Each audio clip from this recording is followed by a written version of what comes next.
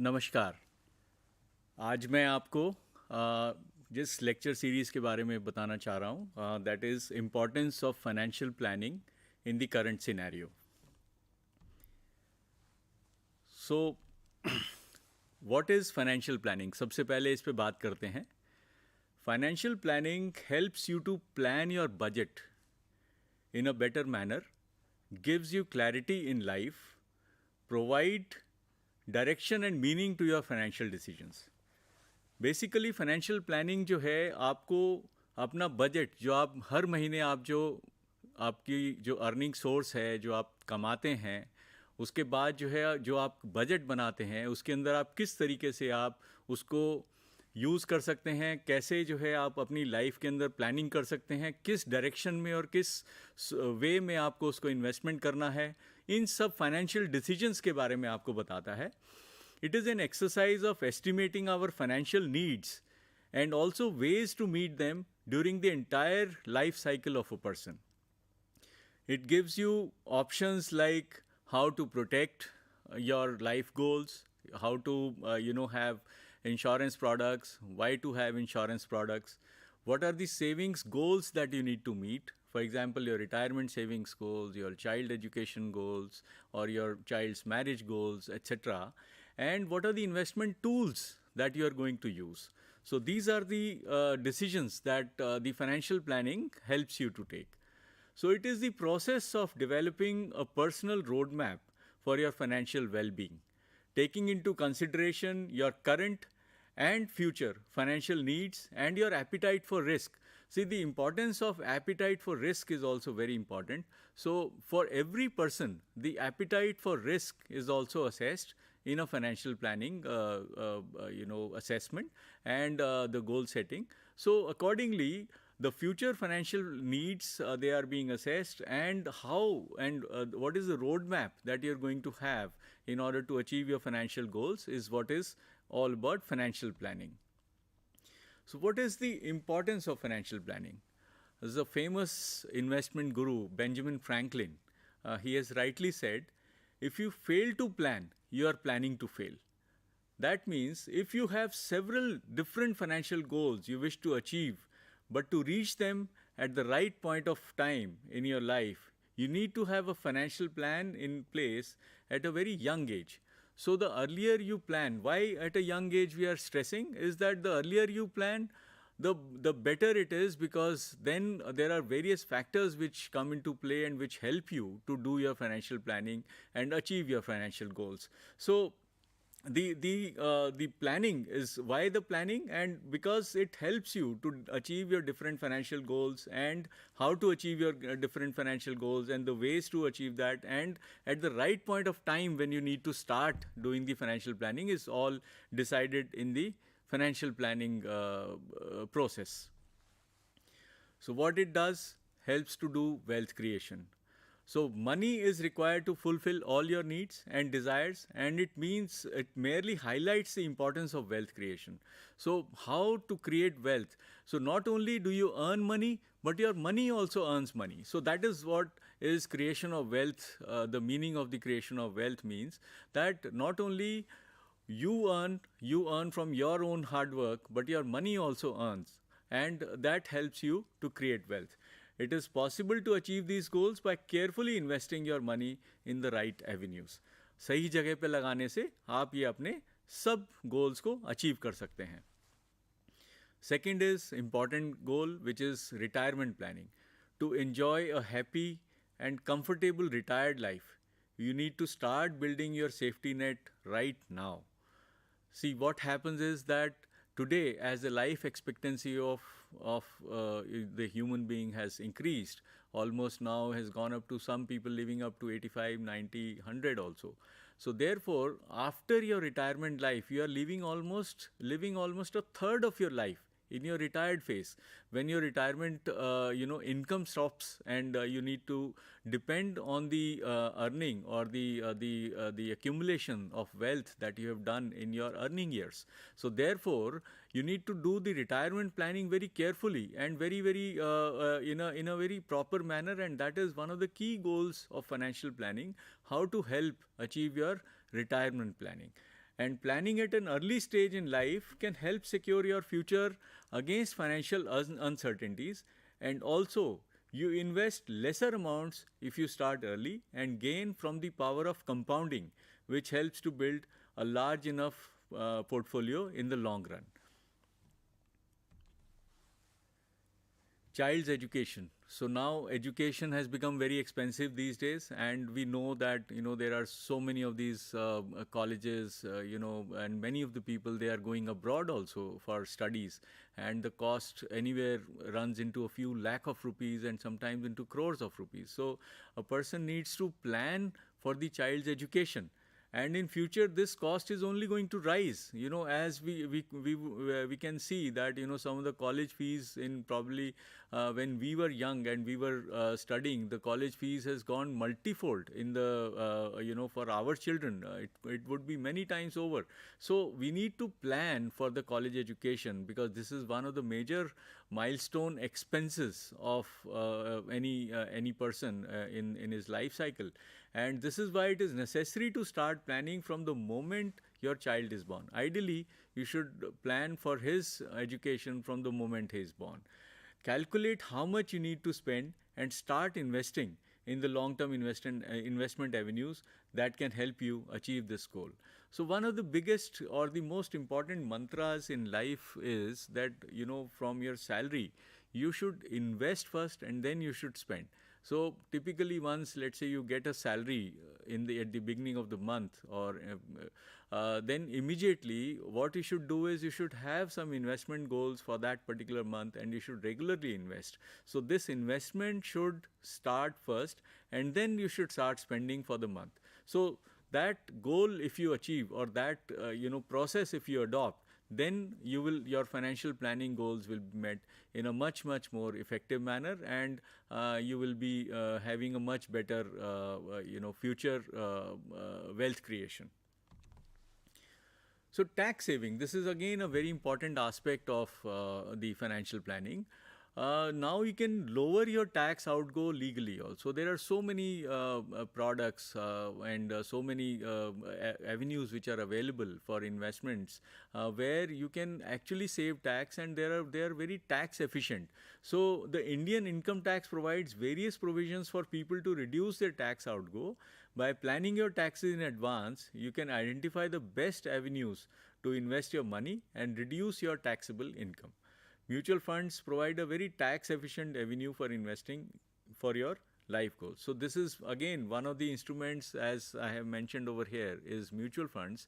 So mutual funds, they provide a very tax-efficient way of investing in long-term goals, and the tax implication is also low, in the sense that long-term capital gains tax on equity mutual fund schemes are taxed at only 10%. And short-term gains are taxed at only 15%. So similarly, there are other avenues like life insurance products, where the triple E rule of income tax applies, where the initial investment is tax-free. There are tax benefits on that. Then in the middle, the growth is tax-free, and also in the end, the maturity is tax-free. So many of the life insurance schemes, they are offering a tax-free return. So these are some of the products which we can look at and help ourselves in the tax saving, and reduce the impact of tax on our investments. So what are the benefits of financial planning? So one is increase your savings. The other is enjoy a better standard of living. Have a peace of mind. This is again a very critical aspect, having peace of mind when you are investing, and prepare you for the emergencies. So increase your savings. How do you increase your savings? When you create a financial plan, you get a good deal of insight into your income and expenses. You can track and cut down your costs consciously. This automatically increases your savings in the long run.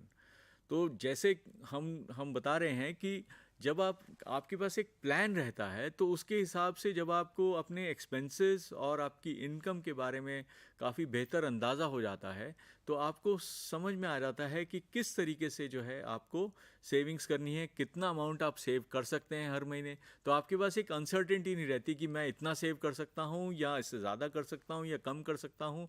तो आपको एक financial planning के तहत आपको एक थोड़ा सा आपको अंदाज़ा बहुत बेहतर हो जाता है कि आप कितना तक आप इन्वेस्ट या कितना तक आप सेव कर सकते हैं और कितना आप स्पेंड कर सकते हैं हर महीने। दूसरा, enjoy a better standard of living. So, with a good financial plan, you would not need to compromise on your lifestyle.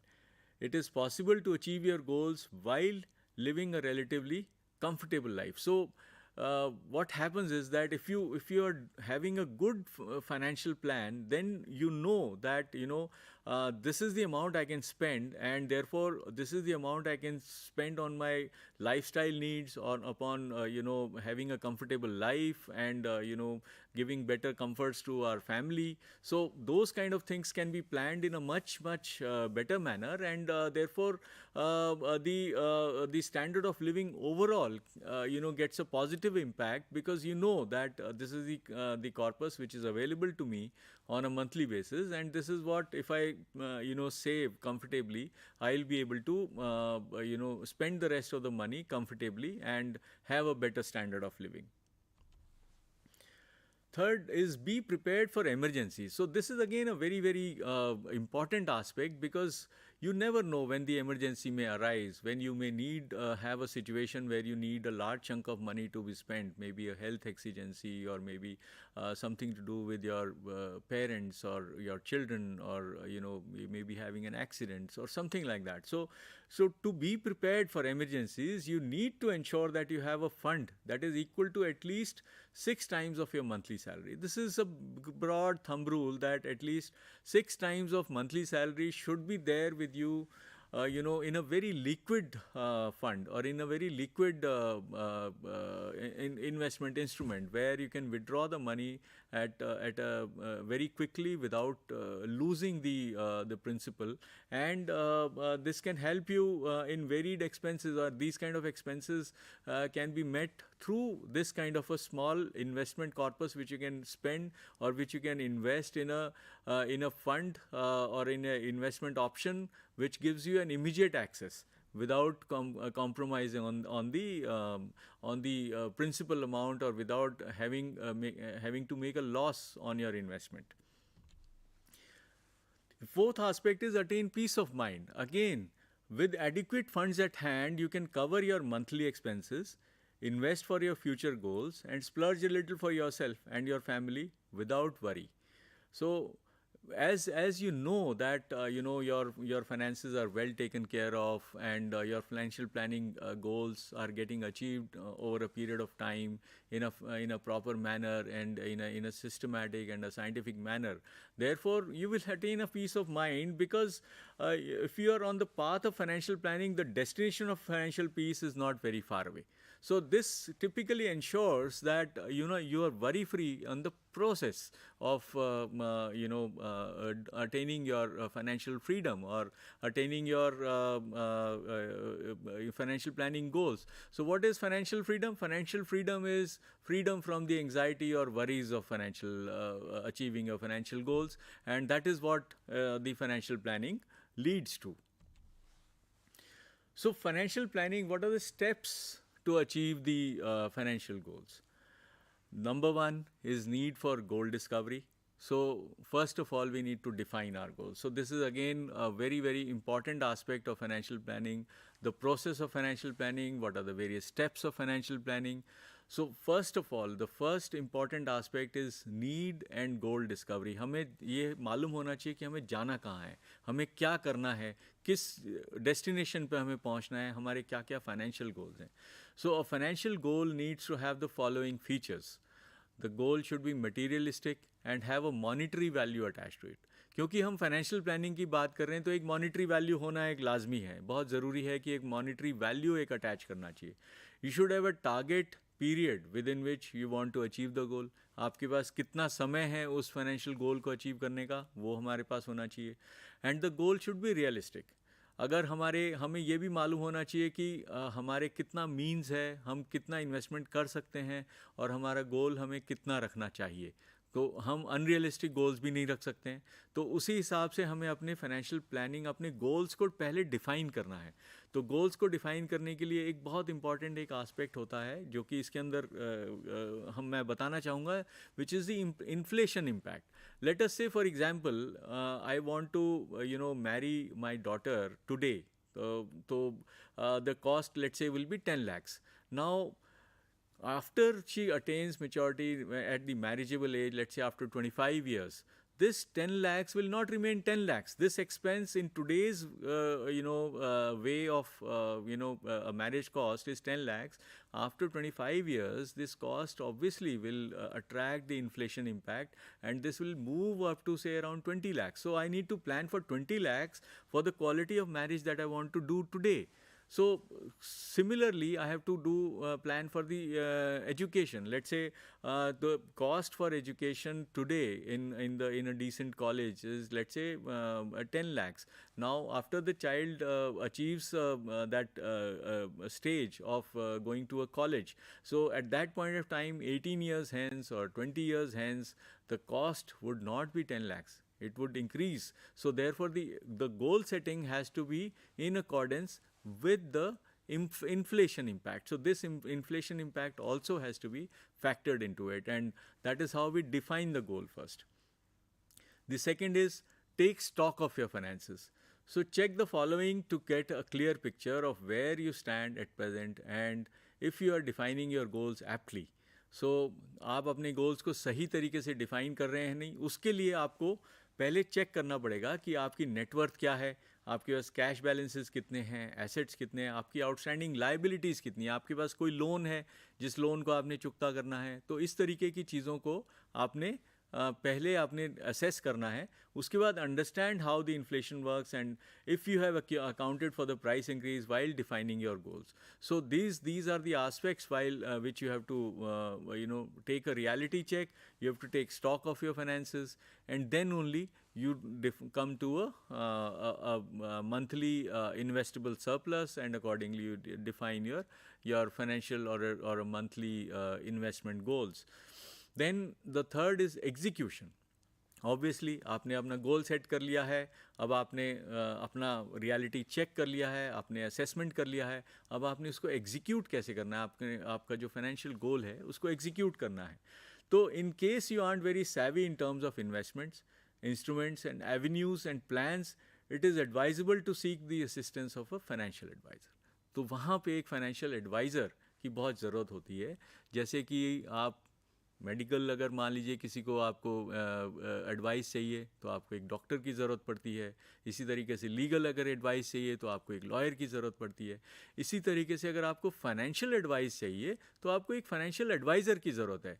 Ideally one should take the help of a financial advisor and not risk getting into a financial planning without the help of a professional financial advisor, because he will tell you what are the safe avenues, what are the good avenues, and what are the risk factors. He will also do a risk assessment of yourself. I mean, what is your risk profile? So he will do a risk assessment and accordingly advise you.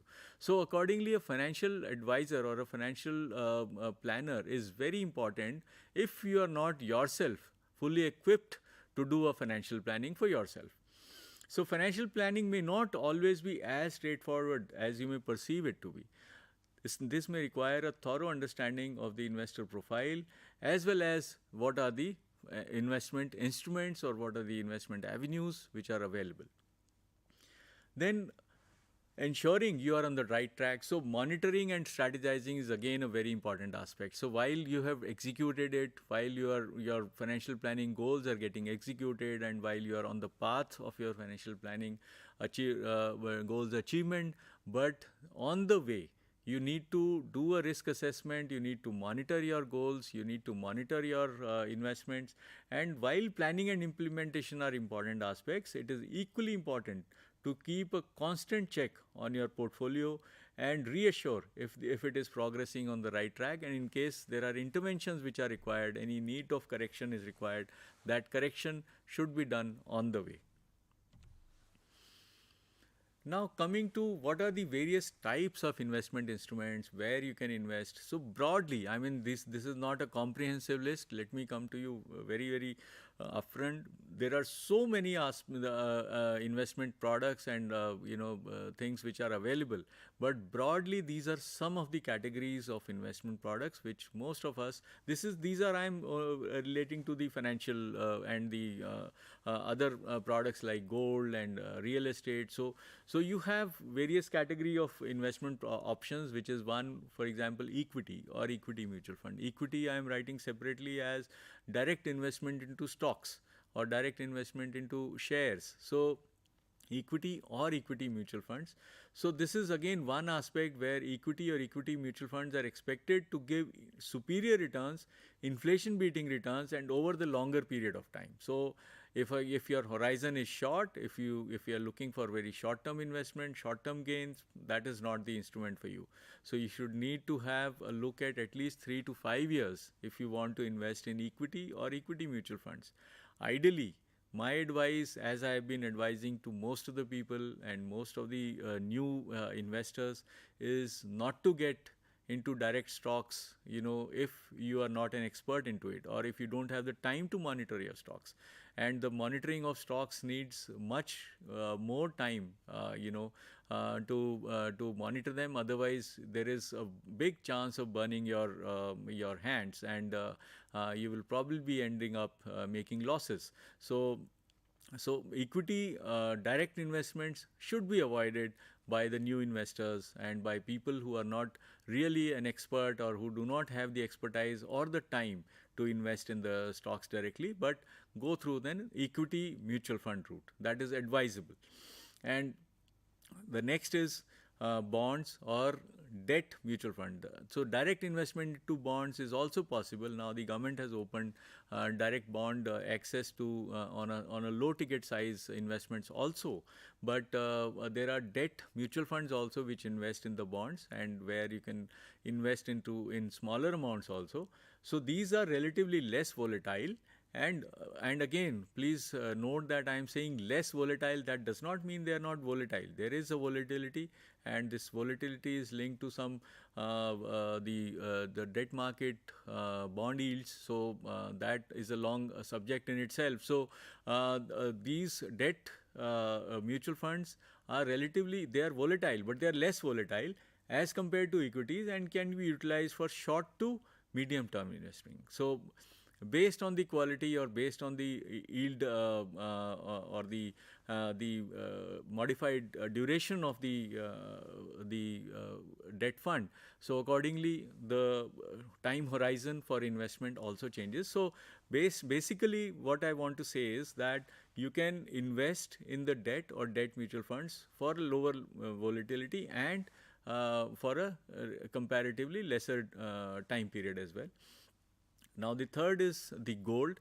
So gold is generally considered as an inflation mapping, and used to hedge against within the portfolio, and preferred during lack of liquidity and purity and security. So it is not preferred due to lack of liquidity and purity and security. So these are this investment option is again an option where this traditionally in India, if you look at the gold investment, so women and they prefer to invest some part of it, their money into gold, and this is also considered as a family asset.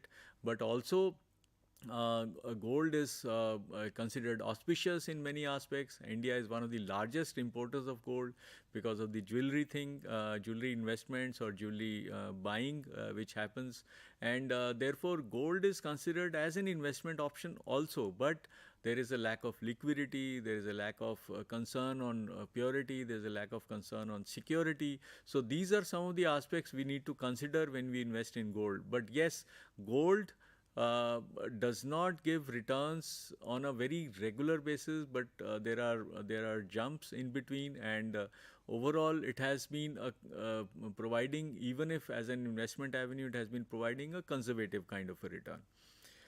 Now, next comes the real estate. The real estate, while a popular preference, does not present a strong value given the problems in real estate market, illiquidity and large ticket value. So in the real estate, we all know that one, the investment amount is very large ticket. So if you want to buy a house, say 20 lakhs, 50 lakhs, 1 crore, so you need to have a large amount of investment upfront, or you need to take a loan. So you'll be incurring a monthly EMI for the loan repayment. So this is large ticket value. Second, it is very illiquid. And then there are also maintenance costs. There are real estate maintenance costs because, otherwise, there are society fees, society maintenance charges, etc., etc. So then this is again one of the investment avenues which gives good capital gains. It can give you rental income. So this is one of the avenues which is also can be made a part of the investment portfolio or the financial planning portfolio. So this is again one of the instruments. Fixed deposits. Now fixed deposits are again preferred for short-term savings. Should not be considered as long-term investment avenue due to lack of inflation-beating returns. So typically, if you look at it, the returns on the fixed deposits is about 5.5%, 6% for a good bank fixed deposit for 3 years, 5 years. So these fixed deposit, fixed income instruments, they are not so tax efficient. So there are, of course, ATC benefit giving 5-year fixed deposits as well, but most of the time these are all the income or the interest income on the fixed deposit gets added to your income, and they are maybe not very tax efficient, but yes, they are a safe instrument. So most of the bank FDs are considered very safe, very liquid. So therefore one can invest in the fixed deposits looking at the liquidity, the safety, and the returns, which are assured returns. And therefore this is again one of the instruments which is preferred, which is one of the most popular instruments for investment in India. And but they are not very tax efficient, and also the real return on fixed deposits is highly doubtful, because usually the inflation or the return on the fixed deposits is almost matching, and therefore the real return may not be a positive return on the fixed deposits. Now, one of the again key aspects of financial planning is asset allocation. Now, asset allocation, as I have said, there are various types of assets you can invest in, which is equity or fixed income assets, or you can invest in real estate, or you can invest in gold. So these are many of the instruments. So I'll just give you a small little illustration about what is the impact of asset allocation over the years, and how it helps in creating a long-term wealth creation. So just to give you an example, so equity returns are assumed at around 12%, and the fixed income or deposit returns are assumed at around 8%. So now if you have a portfolio which has got an asset allocation of 75% on fixed income products and 25% on equity or equity related products, then after 5 years, the return on this side kind of a portfolio, 100 rupees will become 154. 100 rupees will become 240 after 10 years. It will become 591 after 20 years. And after 30 years, it will become 1504 rupees. Whereas, if a similar kind of investment, if you make 75% as equity and 25% as fixed income, the return in 5 years from 154 will jump to 169 on 100 rupee, and the return from 240 will become 287 over 10 years. But look at what happens in 30 years. The 1504 will become 2499, or almost 2500 rupees. So there is almost a 75% increase over a period of 30 years due to just the change of asset allocation. So here the equity investments are 75% and the debt is 25%. Now again, it has to be superimposed on the risk appetite on various risk appetite factors like your age, your income. So the young people, they can afford because they have more number of years ahead of them to take a little volatility risk. So therefore they can invest higher portfolio in equity related and lower portfolio in debt.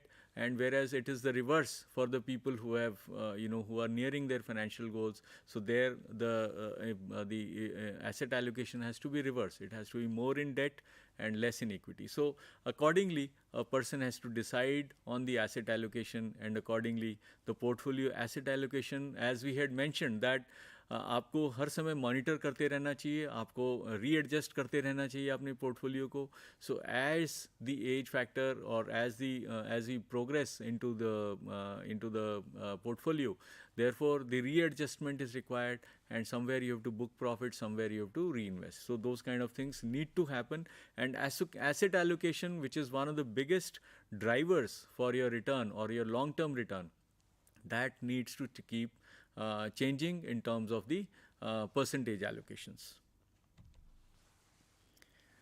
So this is again one of the biggest aspects which we need to know and which we need to have a clear idea about, which is the compounding. So how long should I stay invested? And if you can, forever. This is said by somebody, if you want to stay, even if you stay forever invested, you will make huge amount of wealth. The magic of compounding is the key to creating wealth. So Albert Einstein had one point of time had said, compound interest is the eighth wonder in the world. He who understands it earns it. He who doesn't pays it. So a person who doesn't know how the compounding works, he will end up paying compound interest on as penal interest, maybe on a bank default. But he who understands it, he will earn compound interest on his income or investments. So this is just a small little illustration. You would have probably seen or read a story also. When a person, he said that on every chessboard of 64 squares, so he'll put one grain on the first, and he'll double it in the second, he'll double it in the third, and like that. So he ended up, his whole kingdom was sold. So this is again one example. So what if I am willing to sell my car for INR 1 rupee, and only with the condition to pay double the amount the next day for a month? So that 1 rupee, by just compounding it, it becomes double the next day, it becomes double the next day, and on the fourth day it becomes 8 rupees, on the fifth day it becomes 16 rupees, and just look at what happens. So it becomes 214 crore rupees by the end of the month, which is on the 31st day. So just imagine the kind of impact the compounding makes. So compounding is one aspect which we need to understand, which we need to clearly know at the back of our mind, that this is the role which the compounding plays. So illustration of having invested INR 1000 rupees through SIP route in Nifty over the periods. So as I had spoken about that, investing in mutual funds is one of the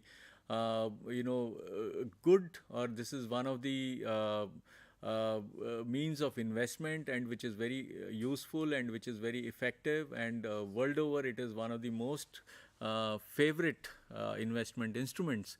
So regular savings can be achieved through a process or through an instrument which is available in the market, which is called SIP, which is called systematic investment plan. Systematic because systematically every month, you give a mandate to a mutual fund company, and the mutual fund then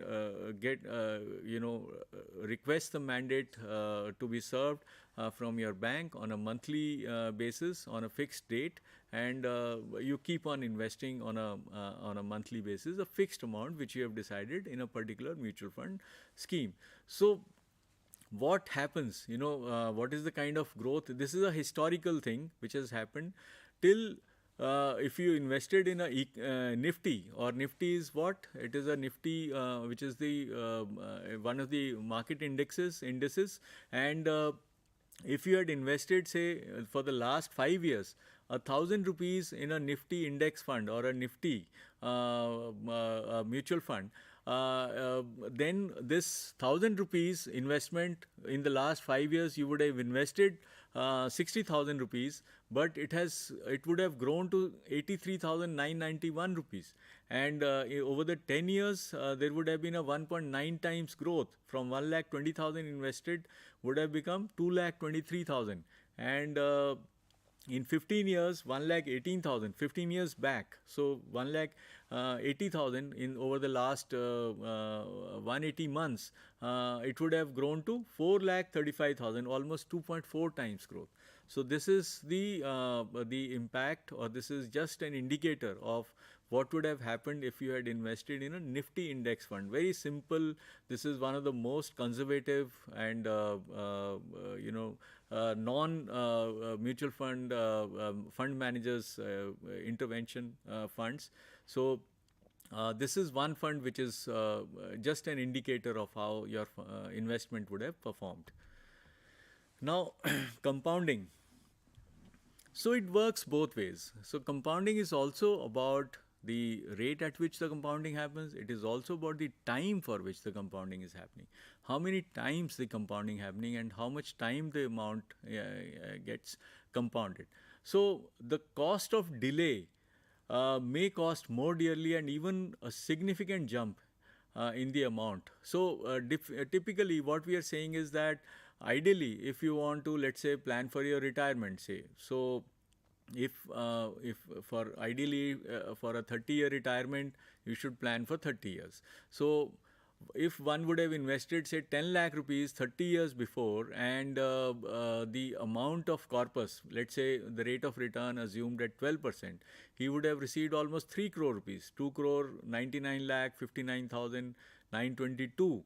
So if he had delayed his 10 lakh rupees investment by 5 years, so if he had given only 25 years for his money to grow, then this 10 lakhs would grow to only 1 crore 70 lakhs. So therefore, there is a shortfall to achieving his goal by 43%, just because he delayed his investment, his initial investment of 10 lakh rupees. Similarly, a 10-year delay of investing the same amount of 10 lakhs, it would have cost him a shortfall in achieving his goal by 68%. So this is what shows that the more time you give to the compounding, the better is the return. So it is best to start early, so that you have a much better compounding impact, and the money grows to a much larger extent over the years. Now similarly, even if you double, for example, this after a 10-year delay, even if you double your investment, say from 10 lakhs, you have doubled it to 20 lakhs, even then in achieving your goal at the maturity, you would be having a shortfall of almost 36%. And even if you triple your amount, even then there will be a shortfall of, say, 3%. So the reason is that you gave your money less time to compound. So the time in the market is important, and not timing the market.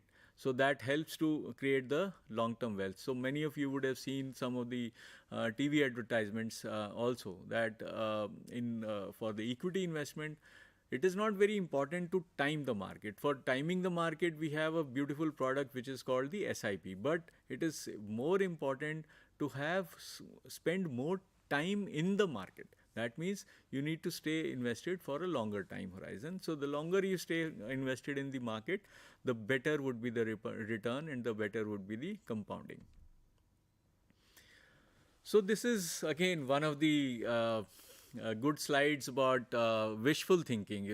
If we just wish and we feel that time is irrelevant, there is a very, very subjective scope, there are no efforts to financial planning, then the achievement of your financial goals, the likelihood is very low.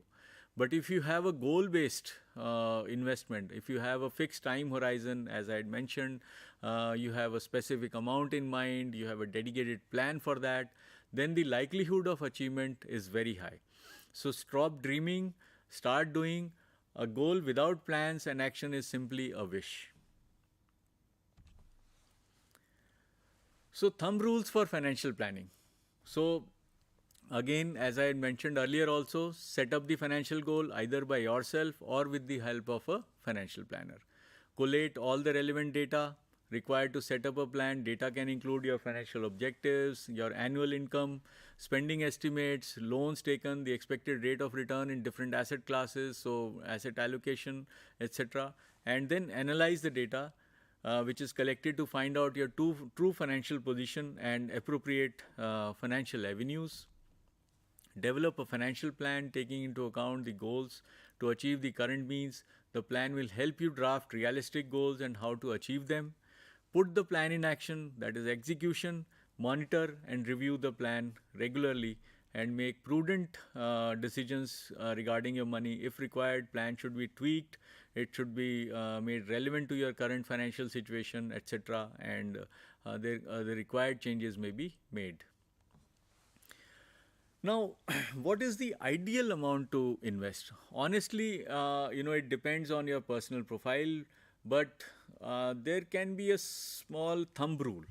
Initially, let's say when there are no liabilities, there are no dependents, a person is single and he has just started his career, started his job, and he's doing fairly good. After meeting his current needs or, spending needs, maybe on the rent, maybe on the car, on the fuel, or on the food, etc., he should ideally spend 70% of his salary and save and set aside for future needs, say about 30%. And once he's got a family, he's got liabilities, he's got dependents, then he should spend for the current needs, say around 85%. At least 15% should be set aside for his future needs. So, performance of various asset classes. This is something just as a illustration of some of the asset classes, how they have performed over the years. And these are some of the most popular asset classes, ranging from the sovereign guaranteed asset classes like your PPF, your national savings certificate, your senior citizen saving schemes, bank deposits, which are all your PSU banks and the private banks, and your Nifty. So, comparison just as an illustration over the last 7 years is that a PPF is, let's say, giving a 7.8% return, which is again one of the good instruments because here the maturity is totally tax-free. National Savings Certificate is 7.8%. Senior citizen schemes, because senior citizens are given a higher interest rate both by the banks, by the government, is about 8.5%. Bank fixed deposits 6.9%, and Nifty has given over the last 7 years about 12.9% return. So this is about the mutual fund industry. So over here, if we look at it, the profile of the number of investors in the mutual fund industry, how many retail investors, they are contributing to almost 91% of the mutual fund investment accounts, and HNI is almost 8% and institutions just about 1%. So overall, there are about 13 crore accounts in the mutual fund industries. These could be multiple accounts for many of the people, and therefore this is not an indication of how many people have invested in the mutual funds, but almost 13 crore folios or accounts which are there in the mutual industry as on March 22. 91% of which are accounted by the retail investors, and HNI investors, they or HNI is people who are having more than 1 crore investments and above, so they are accounting for about 8%, and the rest 1% is only the institutional investors. Institutional investors also invest, say some of the large corporates, they invest in funds like ultra short-term liquid funds and very short liquidity funds, where they park their funds for a better return and a better investment tax efficiency. So these are also popular among the institutional investors. So this is an indication of a growth of INR 1 lakh rupees which has been invested in various instruments. All these instruments which I had just now spoken about. So a PPF in a 3-year PV period would have grown to about 1,28,000, and on the other hand, a Nifty would have grown to about 1,56,000. Similarly, over a 7-year period, the PPF would have grown to about 1,69,000, and a bank deposit would have grown to about 1,59,000, and the Nifty 50 index fund would have grown to about 2,33,000.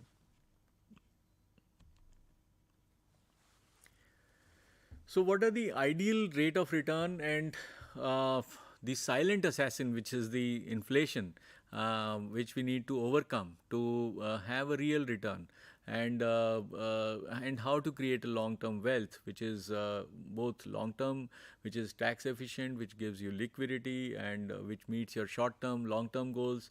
So overall, if you look at the basic features of, let's say, equity or equity mutual fund investment, on an average over the years it can give, so here it is written between 14 to 16, it can give about anywhere between 10, 12 to about 16% return annual compounded.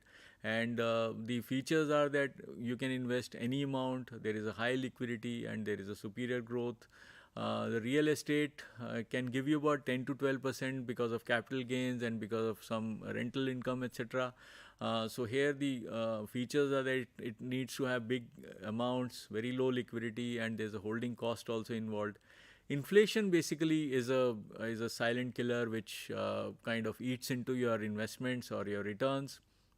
The bonds or debentures, they are most inaccessible, mostly they are inaccessible to the retail investors, but debt mutual funds, they are liquid, they are, highly tax efficient. Any amount can be invested in a debt mutual fund, and these kind of funds are also giving about 8 to 9% deposits among the banks and some of the NBFCs and or some of the company deposits or corporate deposits. They are giving between 5 to 7.5%, and they are highly liquid, relatively stable, and interest rate is relatively stable, but the risk factors in some of the non-bank goes up, but the returns also go up. Insurance gives between 4 to 5% or max about 6% return. There again, the liquidity is low because once you get into an insurance plan or an income plan or of the insurance, then there is a fixed horizon before which if you withdraw, the surrender values are very high, and therefore the liquidity is low.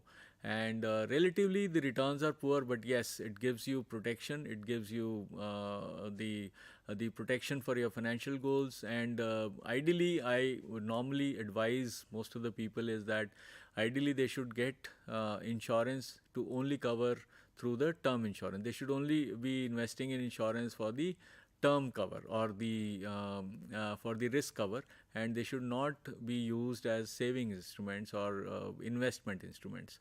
So, but yes, of course, the insurance provides the maturity at 100% tax-free, this thing. So there are some insurance products which are available currently. If you have no need for liquidity, then they are giving as high as around 6.5% returns, which are tax-free, which gives you effectively around 8.5% return. So one can look at that as an investment or instrument also over the long term for creation of wealth. So how do the mutual funds work? Very, very basic question. Many of the investors, they come together collectively, they invest small amounts, and then the fund manager, he creates a portfolio, he invests in the securities or in debt instruments depending on the mutual fund scheme or the objective of the scheme.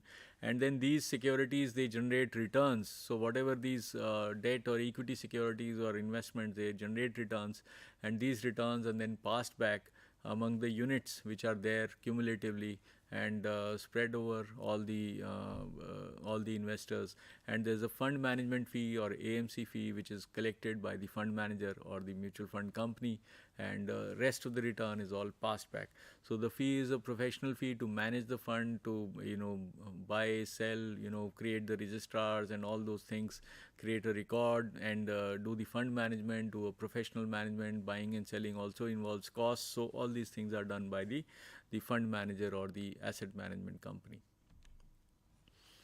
So there are various benefits of investing in mutual funds. So there are professional investment management which is involved. Funds are managed by well qualified and experienced fund manager, and there are teams which are doing that. There are research houses which are providing a lot of research to these mutual fund teams to advise them on which stocks or which securities to be bought, when to be bought, when to be sold.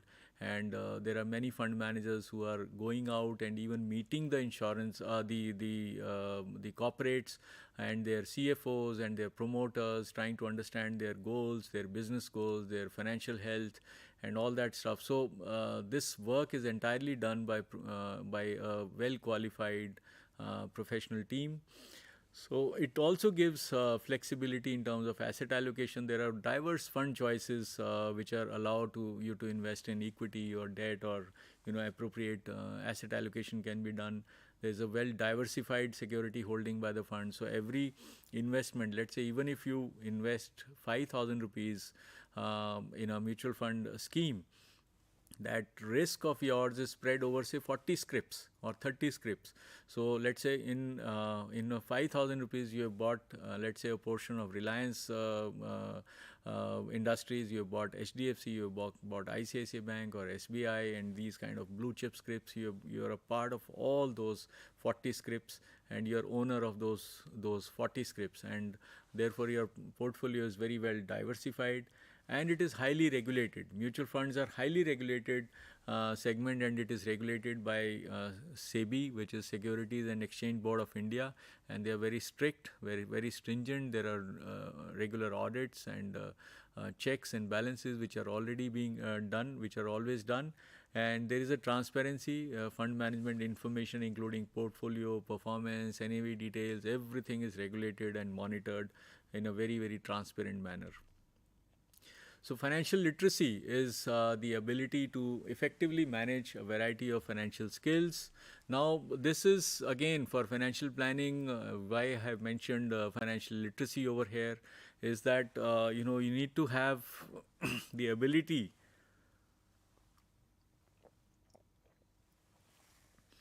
to effectively manage a variety of financial skills such as personal finance management, your budgeting, your investing. All these skills, they come through a financial literacy. So knowledge about financial instruments and financial services have recently become widespread among people of all economic backgrounds. So these days, financial literacy, there are various programs, there are various knowledge videos, there are so much of information available on the World Wide Net, web, and through the Google and all those YouTube, etc. You can find hordes and hordes of information on the financial instruments and financial planning, and thereby financial literacy is something which is an acquired skill, which is also a skill where the time, money, resources are required to be invested, and one can gain the skill over the years and over some time. And so financial literacy is one aspect which is very important for financial planning. So India's financial literacy rate among the young and adult population has been growing due to various factors, including recent advancement in technology and media coverage. Government of India and various regulators are constantly working towards implementing financial literacy courses, workshops, and schemes. From mobile banking to online payments and insurance, the country has. So here, one aspect, which I would like to mention over here is about the digital transaction and the ease of doing transactions. So now, as the technology has made inroads into various aspects of financial services and financial products. So the knowledge about digital means or using of the digital instruments has been increasing. So from mobile banking to online payments to insurance, the country has a huge number of financial online financial services users, and therefore the skill to improve your financial literacy, along with the literacy, awareness about digital means and online means of investing is also required, because that makes life easy and that makes you much more agile, much more dynamic, much more quick to respond to your needs and requirements. So just to give you a fair idea, number of transactions with respect to digital payments in India has grown 5x from 1,000 crore in 2016-17 to almost 5,000 crores, almost 5 times it has grown in just about 5 years. And the value of fintech transactions, which is expected to rise, this is just talking about the future, at a CAGR of almost 20% to $138 billion in 23 from the current $66 billion in 2019. So you can imagine the kind of digital transactions which are happening, and we need to make use of digital transactions. Today, most of the mutual fund schemes, most of the investment instruments, bank FDs are available on the digital at the click of a button. Mutual fund schemes are available at the click of a button. Insurance products, so many things, they are all available. And but yes, the prudence, the proper advisory has to be used before you get into financial planning tools, before you get into financial planning. So this is very, very critical. So I hope that all of you have gained from this session on the financial planning and its requirement in the to start early, and its requirement for all of us, for every one of us, and to gain from it and to take advantage of it. Thank you so much. Thanks a lot. Namaskar.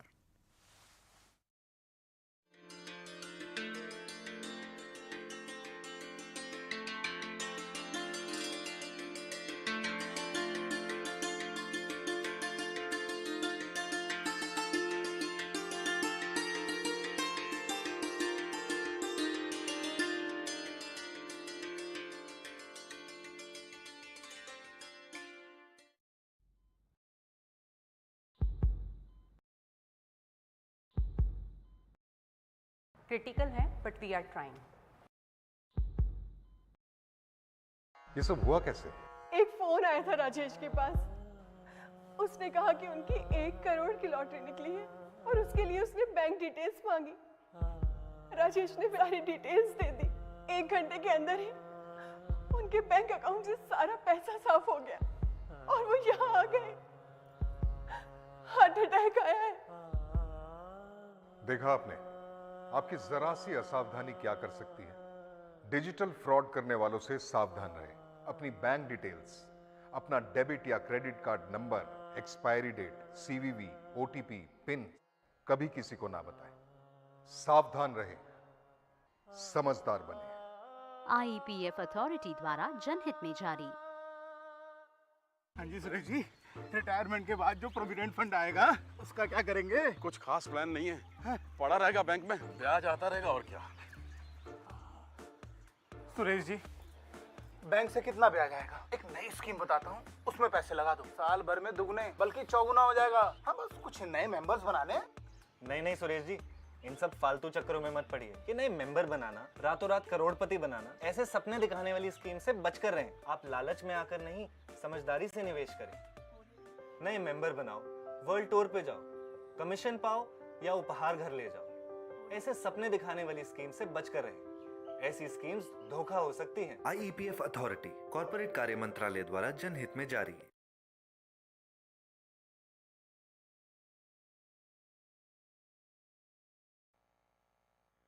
यार वो मेरे बचपन का दोस्त है, वो क्यों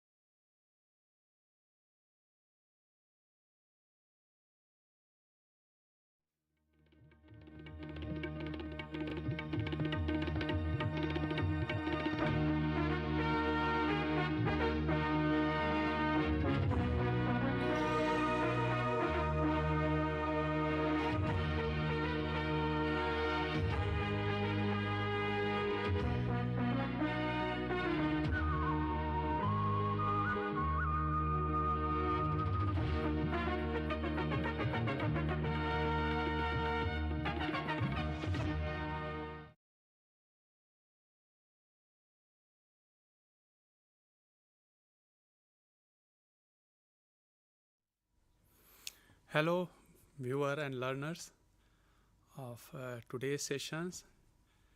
You all are welcome in today's sessions. Today's session is basically on a program of MA Entrepreneurship, which is being offered by School of Vocational Education and Training. So as a part of counseling, we organize such type of session either on Gyan Darshan or on radio. So as a part of counselings, today we are going to discuss of MER program, and that is the course 5, MER 005 of block 1, unit 4, that is emerging issues in intellectual property. So in this session, along with me, my colleague and program coordinator, Mrs. Asha Yadav is also in studio. Hello. So we both of us will discuss and will try to resolve your issues. So hope those who are our students of MA programs must be watching these sessions. So if you have any query related with this program in general, as well as for today topics, if you have gone through this units, जो कि हमने आपको time to time through mail से, through discussion से हम आपके queries को resolve करते हैं. इसके बावजूद भी यदि कोई क्वेरीज है तो आप उसको चाहे रेस कर सकते हैं, चाहे मेल कर सकते हैं. आपको किसी तरह की डिफ़िकल्टी हो रही है टीचिंग लर्निंग प्रोसेस में, यू कैन राइट और you can ask to us. We will be happy to resolve those queries. May because of a distance learner, there are some issues which many of the learners doesn't know.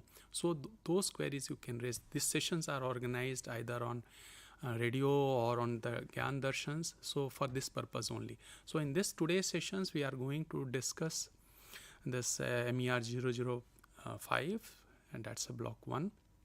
That is on intellectual property. So in general, maybe you are all must be going through your studies. Now the exam is also around in the July. It's a term end exam is going to happen. So those learners of MA programs willing to appear in the exam, all are requested to please deposit the exam fees on the exam that is available on the online portal on our IGNOU website, and of the courses which you want. I would like to share that those students who have left or somehow those who are not prepared at that point of time during the first semester exams, they can also give those papers. So all 8 papers are available, right, for MER 001 to MER 008, covering this 2 semester courses are available. And there will be exam for that, a term end exam will be there. Date sheets are already available on the website. That's a tentative date sheet. So accordingly, you just fill the forms. And before that, as we keep on telling to all learners कि जो भी विद्यार्थी इसमें इच्छुक हैं appear होने के लिए, उनको ज़रूरी है कि असाइनमेंट्स कर दें कंसर्न कोर्स का. और उन असाइनमेंट्स को आपको आइदर ऑनलाइन, जो रीजनल सेंटर्स हमारे क्षेत्रीय केंद्र अवेलेबल हैं across the country where this programs are available, so उन्होंने अपना ऑनलाइन लिंक दिया हुआ है, आप सबमिट कर सकते हैं. या फिजिकली भी कुछ आरसीएस फिजिकली मांगते हैं तो वहाँ पे आप जाके असाइनमेंट सबमिट करा सकते हैं. हर हाल में आप अपने असाइनमेंट्स की ज़रूर कॉपी प्रति अपने पास रखिए. और हमने ऐसे जैसे आपको हम और आशा हमेशा आपको समय समय से मेल भी करते रहते हैं, हम लोग डिस्कस भी करते रहें. जिन विद्यार्थियों को बाई चांस या किसी कारणवश नहीं सबमिट कर पाए या मिस कर पाए या वहाँ से रीडायरेक्ट हो रहा है या नहीं एक्सेस हो रहा है, इन द लास्ट केस में you can send to schools, we will try to get it evaluated.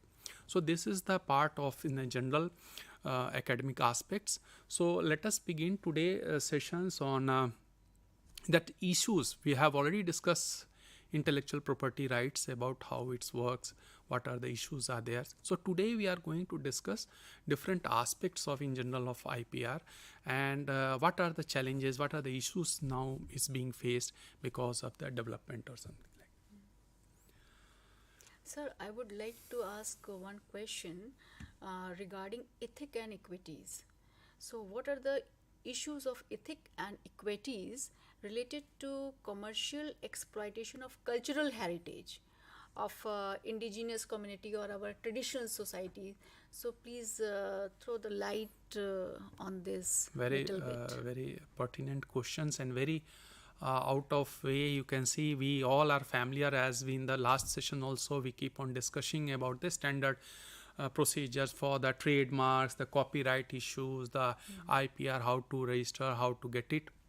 What today is asking about the traditional knowledge, the cultural heritage, and being a very this developing countries, particularly India and other developing countries, which are very rich in traditional knowledge, cultural heritage, which needs to be protected, because traditional knowledge, on the basis of traditional knowledge, बहुत सारे विधा हैं, बहुत सारे knowledges हैं which the community keep on using, either in the field of medical, which we particularly in Indian context, Ayurveda में के based पे काफ़ी कुछ हम उस पर ट्रीटमेंट थेरेपी हमारा बेस्ड है, और बहुत सारे हर्बल मेडिसिन्स भी अभी भी बहुत सारे ट्राइबल्स कम्युनिटी और other communities they keep on using on those knowledge. और ये knowledge it is not developed in a day और one. It has evolved in the history in the very long time. और ये इस knowledge को वो community keep on passing to the next generations. But because of now latest development, the science, the technology, the general science, we have come out with the framework of the intellectual property, where any ideas, any creations done by any human beings or individuals or any entity, that need to be protected.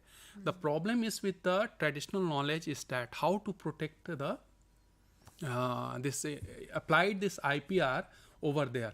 So that is the challenge over there. But as an international community realize this important issues, because we cannot leave it also.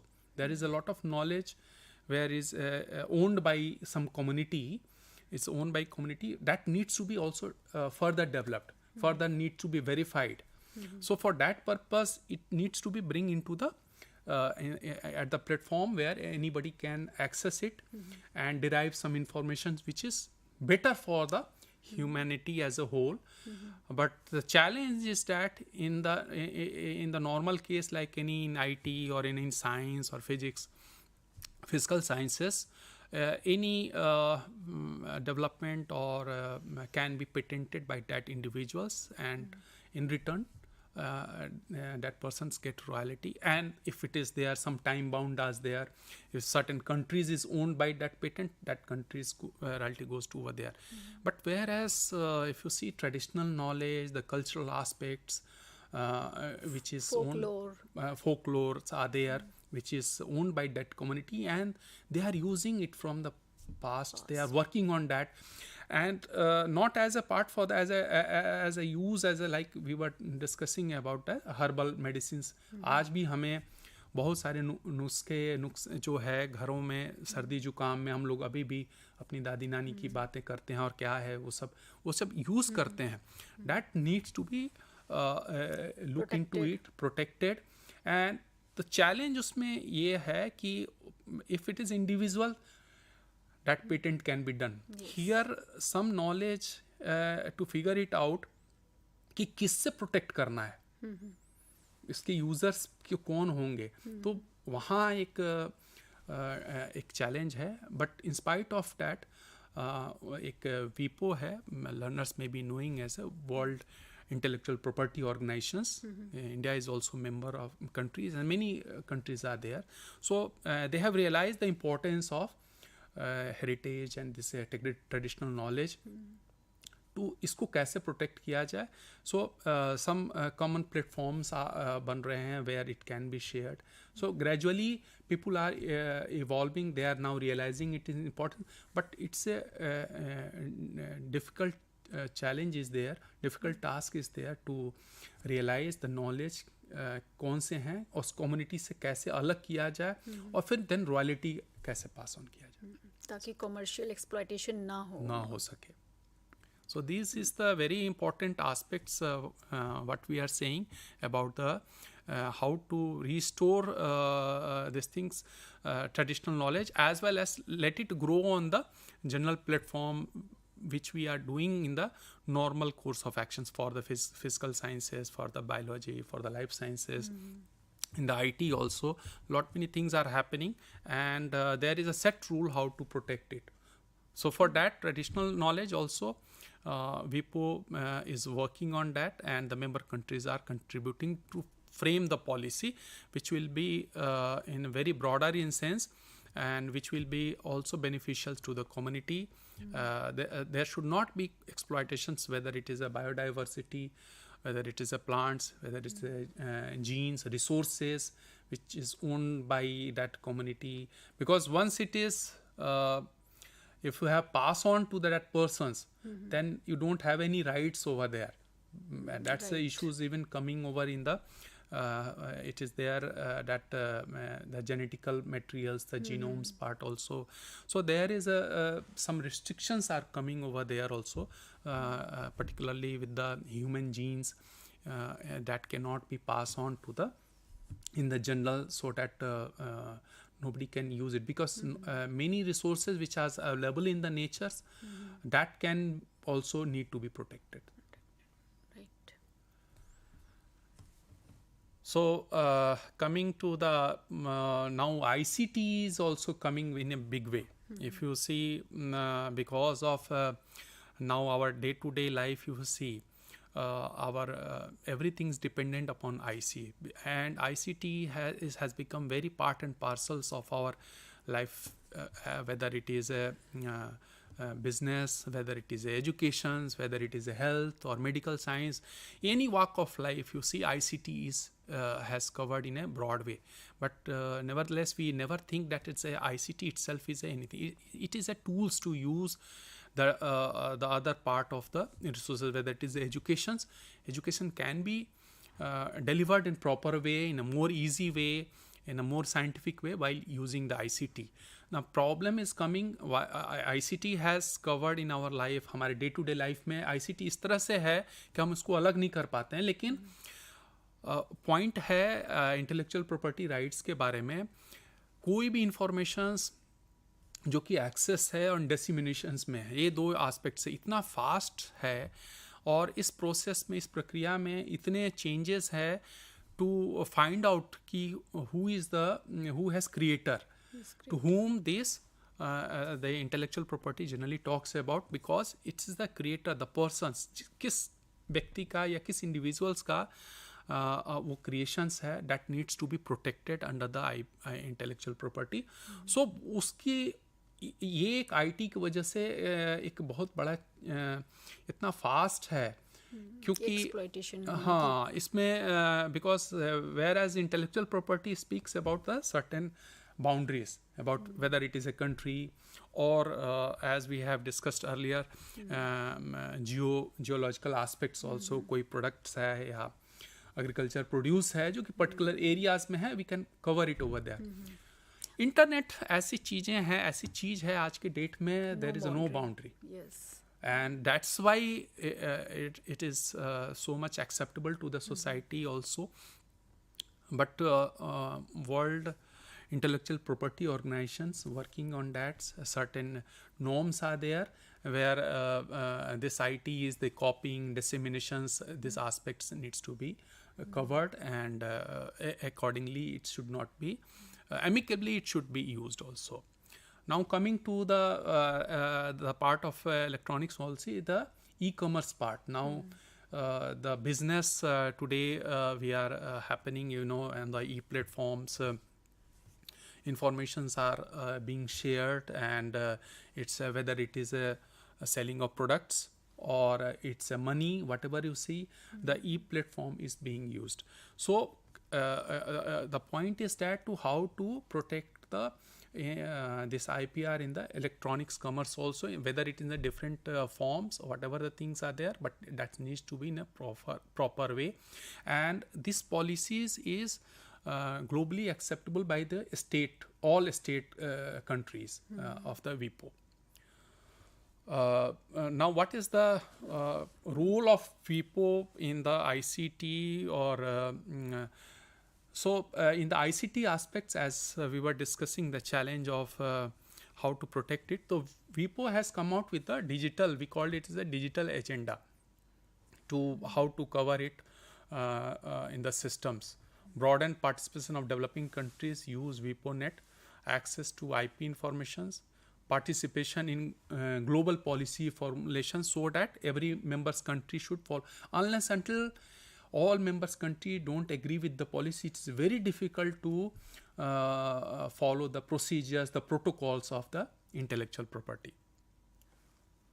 So accordingly, there are WIPO performance phonograms treaties are there, the adaptations of broadcast rights to the digital era, and the progress towards a possible international instruments on the protection of database.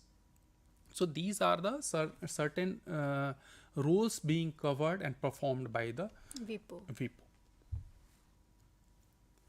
Now coming to the, there is a very, you may be knowing also that internet domain aspects, and you know, as a learner you should know because creations of any business, any service sectors or any manufacturings, definitely you have to depend upon the IT sectors.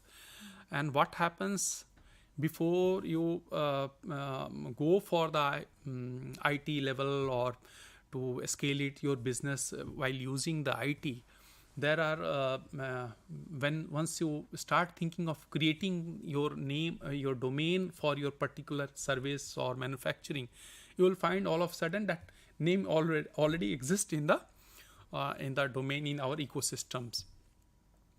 So why it is happening? Because of this happens because of the cyber squatting. We call it as a cyber squatting because the cyber professionals, what they do, in advance they get registered with some domain name. They registered in advance without knowing. For example, Maruti is there, or certain XYZ name you can say, any very common name, and they see it as an opportunity, as a business opportunity. So they create that domain and they get it registered. False domain. False domain, which doesn't exist. But the moment that domain, once it is, they create it, then they have to pay that person. So it is in the starting, getting the domain name, getting registration, it is very paying some few dollars, one can register it. But after, once that person, that concerned persons with name, which is that name is matching, then he has to purchase that domain from that person. So that is the problem with the that's domain name. So WIPO again has come out with how to resolve it, and for that purpose there is a uniform domain name dispute resolution policy, which is called as a UDRP, and all members are concerned to it. What is the dispute? If the domain name is in the questions, the respondent is the holder of the domain name, and the registrar with whom the domain name was registered. Now, point is that how it is resolved by the independent, and panelists are employed, and depending upon a single panel or dual panels are there, and accordingly one has to pay also for that. So it's depend upon how is your domain, what is the character, what is the so accordingly this WIPO appoints the panelist accordingly, and one has to pay. These are the important factors one should take into considerations while making a decision. First of all, those persons who is as a panelist, there should not be a conflict of interest, that person should not be involved in any way with that party or something, those things. Now coming to if you see the role being played by WIPO, that's World Intellectual Property Organizations, is very significant, and day by day its accessibility, its popularity, it's increasing, काफ़ी popular होता जा रहा है. Reason being this WIPO is playing very in a very transparent way. किसी भी चीज़ की popularity acceptability तभी होता है सोसाइटी में, चाहे बिजनेस इकोसिस्टम्स में, if it is acting in a very fair manner without any biased way में. तो दैट्स वाई विपो is popularity is there and its handling in a very scientific way and those who are affected party or business entity, they are getting justice, and in no time, maximum takes max to max it takes 1 month, whereas in traditionally we also discussed earlier, if you go for the legal procedures, if you go to the courts, it takes long time. So whereas here, if you present your case in a very systematic, scientific way, and this everything is available on the online systems also, whether it is a domain disputes or whatever things, you can access to their website and you can raise your complaints over there, and it will be resolved in a very short span of time. Now coming to the other aspects, as we have discussed just now about the technology, one part, then initially we have started our discussions with the traditional knowledge. The other aspect is the biotechnology. Biotechnology is also again is a part of the life parts, while using any living things with making some changes, producing with the some changes by using like bacteria and other biological process and producing certain things. So again, we have to seeing the economic activities, the productions, other aspects. So how to protect the discovery and inventions, how it is a different from the normal discoveries. So that point is a questions. The questions of patent will arise if there is a human interventions that leads to some things that fulfill criteria of patentability. Whether it can be patent or not, that is the questions over there. European Commission has come out with the certain aspects which is non-patentable on grounds of public order, on morality, which includes a process for cloning of human beings that cannot be covered under patent. Similarly, the process for modifying the germline genetic identity of human beings, use of human embryo for industrial or commercial purposes. So these are the aspects which has been ruled out by the European community, and all member states agree to it that that should not be covered under these things.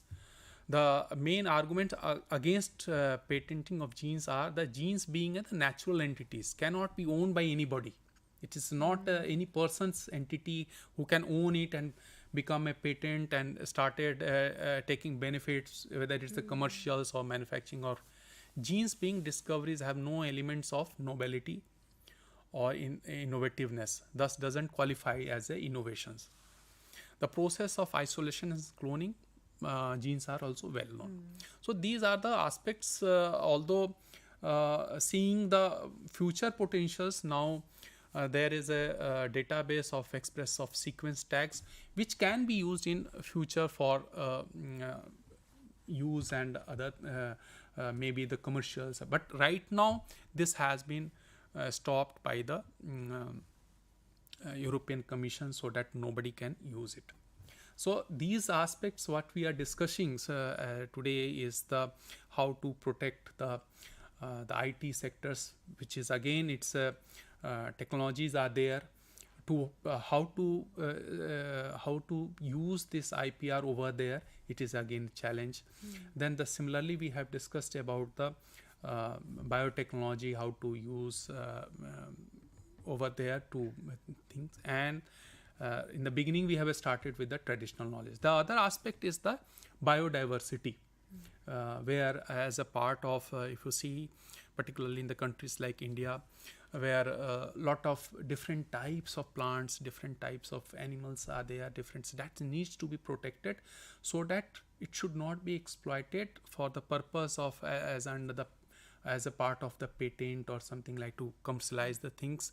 And it is exploited like anything. So that needs to be stopped. So for the biodiversity also, that needs to be maintained, and World WIPO is working on that, so that it should be used very amicable situation, so that कि ऐसा नहीं कि बहुत ज़्यादा उसका exploitations हो और वो अपनी identity, because if you see in the natural phenomena, natural process, it is very slow. And whereas if you see where intellectual property, it's basically leads to the commercializations of any aspects, drawing from the natural resources, isko, whether it is in use of pharmaceuticals or whether it is in design or any craft, any industrial aspects, industrial uses are there. If you see, all aspects are basically drawn from the natural resources. Whether it is a biodiversity, whether it is a biotechnologies are being used as a part of the, of course it is a part and parcel for the betterment of the human society, or whether it is a medical or for the treatment, but that needs to be done in a proper way, so that there should be no exploitations of resources, as well as there should be industrialized, commercialized in a proper way, that what we are talking about for the traditional knowledge, that's the community needs to be protected, also acknowledged. If you are taking, and share should be given to them properly in the proper way. So that is the challenge coming across the country. So in this sessions we have broadly covered about what are the challenges coming to the intellectual property, seeing to the traditional knowledge, biotechnology, biodiversity. So hope the learners have taken note of it, whatever the issues are there. Even then, if you have any queries, as we have told you in the beginning, please write to us. We'll be happy to resolve your queries. So thank you very much. Take care. Thank you.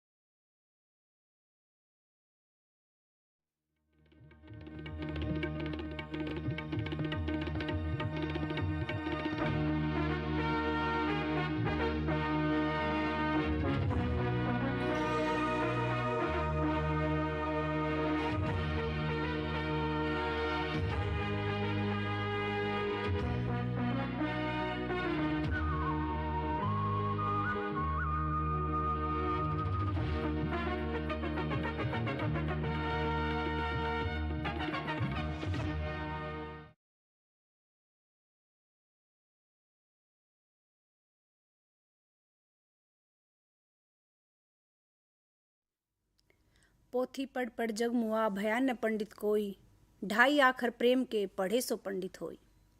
प्रेम जिसे शब्दों में बांधना बहुत कठिन है।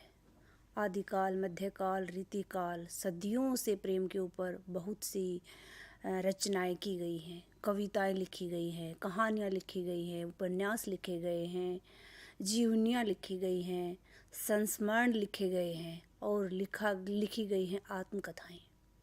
जी हाँ, जब हम प्रेम की बात करते हैं तो हमारे सामने आता है एक ऐसा अक्ष जिसमें क्या क्या होता है। ममता, दया, सहानुभूति, ईर्ष्या, द्वेष, द्वंद्व, आँखों से बहते हुए आंसू और साथ साथ में कभी आत्म स्वाभिमान, कभी टूटता हुआ स्वाभिमान, कभी जकड़ती हुई चीज़ें। और इसी प्रकार से प्रेम की अगर हम दास्तान कहें तो प्रेम को आज तक कोई भी शब्दों में नहीं बांध पाया है, लेकिन कोई भी रिश्ता प्रेम के बिना रिश्ता भी नहीं होता है। आज हम बात करने जा रहे हैं प्रभा खेतान की अन्या से अनन्या और आधुनिक स्त्री का प्रेम। जहाँ पे हम स्त्री की बात करते हैं वहाँ पर हम देखते हैं कि स्त्री का नाम लेते ही कोमल भावनाएं हमारे मन में हिलोरे लेने लगती हैं। उसे दया, ममता की देवी माना जाता है। आज समय के बदलाव के साथ साथ क्या प्रेम में भी बदलाव आया है? क्या प्रेम कोई वस्तु है जो बदल जाती है, या प्रेम का कौन सा रूप आज आधुनिक समय में हमें देखने को मिलता है? इसी विषय पे आज हम चर्चा करेंगे। प्रभा खेतान की जो अन्या से अनन्या जो आत्मकथा है उसको लेकर और उनके प्रेम को लेकर और आधुनिक स्त्री के प्रेम को लेकर आज हम चर्चा करने जा रहे हैं। देखा जाए तो स्त्री जो है के अंतर्मन को, या स्त्री पुरुष या क्या कहिए पूरा जो जगत है, क्या वो प्रेम पे टिका हुआ नहीं है? प्रेम को हम कैसे शब्दों में बांधें? प्रेम को हम किस प्रकार से अभिव्यक्त करें? अगर प्रेम की हम बात जब करते हैं तो हम एक मनमोहक सा, एक खुशनुमा सा, एक महकता सा लम्हा हमारे सामने आ जाता है और देखने और सोचने और समझने की जो शक्ति है वो एकदम सुन से होने लगती है। एक इंसान जो है वो किसी से आप अनेक विद्वानों ने, लेखकों ने, आलोचकों ने, कवियों ने प्रेम पे क्या क्या नहीं लिखा है। और उसी प्रेम को लेकर जब हम बात करते हैं भोगवाद, आधुनिक जो प्रभा खेतान का जो प्रेम है अन्या से अनन्या में, तो उसमें क्या दिखाया है कि एक लड़की है जो उपेक्षित है, उसे उपेक्षित महसूस कराया जाता है। आप किसी को कुछ कहते हैं, ठीक है, कहिए, और उसके बाद आप किसी का रिगार्ड करते, इज्जत करते हैं, वो भी कीजिए, लेकिन उसके बाद अपमान, बेइज्जती, तरह तरह के भाव जो हमारे मन में जन्म लेते रहते हैं, उसमें एक चीज़ होती अनुभव करवाना।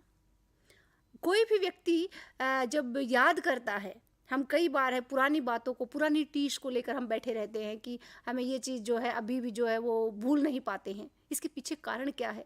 यानी कि हमें महसूस कैसा कराया गया है। प्रेम जो है एक अनुभूति है, जो यानी कि महसूस क्या किया इंसान ने। प्रेम के एक लम्हे के लिए जो है इंसान अपना जीवन कुर्बान कर देता है। बहुत सी कहानियाँ अगर हम बात करते हैं, उसने कहा था कहानी, चंद्रधर शर्मा गुलेरी की कहानी, उसने कहा था, छोटे बच्चे आपस में मिलते हैं, तुम्हारी गुड़माई हो गई? पूछता है, कहते कि हाँ हो गई। और गुड़माई हो गई यानी कि पंजाबी में गुड़माई होना सगाई होने को कहते हैं। बच्चे आपस में मिलते हैं और पूछते हैं तुम्हारी गुड़माई हो गई? तो कहता हाँ मेरी गुड़माई हो गई। और उसी एक बात के कारण सामने ठेले वाला आता है, उसको धक्का देता है, और यानी कि दिखाया है लेखक ने कि किस तरह की अभिव्यक्ति हमारे मन पे क्या प्रभाव पड़ता है।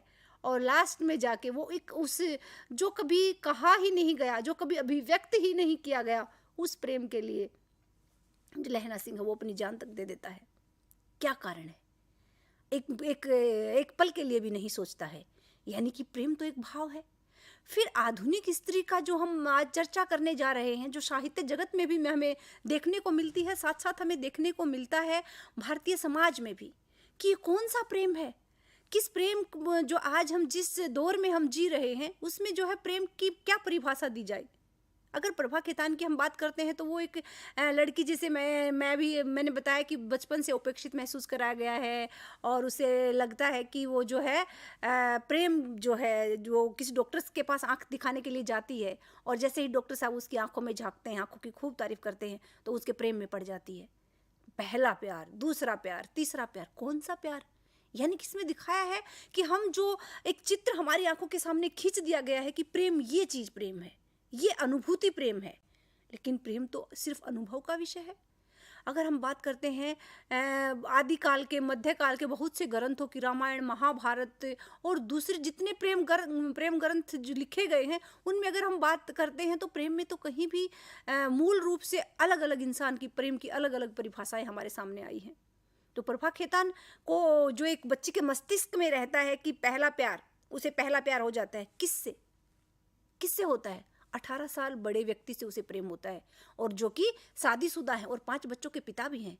तो प्रभा खेतान लिखती है अपनी आत्मकथा ऐसे नन्हे में, शुरू में ही, मैं क्या हूँ, मुझे समझ क्यों नहीं आ रहा है, क्या किसी भी कुंवारी लड़की को किसी शादीशुदा पुरुष से प्रेम करने का हक नहीं है? मैं आत्मनिर्भर हूँ। तो मुझे उन्होंने लिखा है ये अपनी आत्मकथा में कि डॉक्टर साहब कि मैं क्या हूँ, क्यों समाज का जो ये रिश्ता, समाज में जो है मेरा रिश्ता मान्य नहीं है। मैं तो उनसे बहुत प्रेम करती हूँ, मैं उनके लिए कुछ भी कर सकती हूँ, और वो आजीवन उनके साथ जुड़ी भी रहती हैं और बार बार रोती बिलखती नजर आती हैं। अगर प्रेम है, प्रेम किस चीज़ का नाम है? प्रेम का अगर अनुभूति अगर सुख देने वाली है, तो प्रेम का जो निष्कर्ष है वो जो है आंसुओं और रोंदन में क्यों बदल जाता है? क्यों एक लड़की जो है आजीवन जो है अपनी भावनाओं पर काबू नहीं पा पाती है, और वो पूरी जो है, अगर हम देखते हैं पूरी आत्मकथा में, वो पूरी आत्मकथा में रोती हुई नजर आती हैं। शुरू में वो लिखती हैं अपनी आत्मकथा में कि क्या हूँ मैं, और क्या मुझे, अगर मैं शब्द उन्होंने खुद यूज़ किया है इस शब्द को कि क्या मैं रखेल हूँ? रखेल कौन? यानी कि जिसे रखा जाता है और उसके पुरुष उसके जो है उसका खर्चा उठाता है, लेकिन मैं तो आत्मनिर्भर हूँ। और क्या मैं शादीशुदा हूँ? शादीशुदा भी मैं नहीं हूँ। तो शादीशुदा स्त्रियाँ रह सकती हैं सिर्फ जिससे प्यार करती हैं उसके साथ, या और दूसरा क्या है कि मैं तो विधवा भी नहीं हूँ। तो मैं क्या हूँ? अपने ही अस्तित्व का सवाल वो उसमें उठाती हैं। अन्य से अनन्या, सामान्य सी लड़की कैसे विशिष्ट बनती है, पूरी आत्मकथा में ये कहानी है, कहानी बताई गई है। इसका कथासार यही है कि एक सामान्य लड़की कैसे संघर्ष करती है, किस तरीके से उसने अपने परिवार का उसने वर्णन किया है, फिर अपने जीवन का उसने वर्णन किया है, अपनी पढ़ाई लिखाई का उन्होंने वर्णन किया है, बहुत सी किताबें उन्होंने लिखी हैं, स्त्री उपेक्षिता और जो सिमोन द बोवार का अनुवाद उन्होंने किया है। इसके अलावा बहुत सी जो उपन्यास, छिन्नमस्ता, बहुत सी रचनाएं उन्होंने साहित्य जगत को दी हैं, कविताएं उन्होंने लिखी हैं। कोई भी ऐसा क्षेत्र नहीं है जहाँ प्रभा खेतान ने जो लेखनी के माध्यम से, और दूसरा व्यापार वो करती थी, और एक अपना फिगरेट करके एक जिम चलाती थी, और उसके बाद जो है उन्होंने कलकत्ता में उनके बहुत से कारखाने हैं, वो बैग का वो व्यापार करती थी।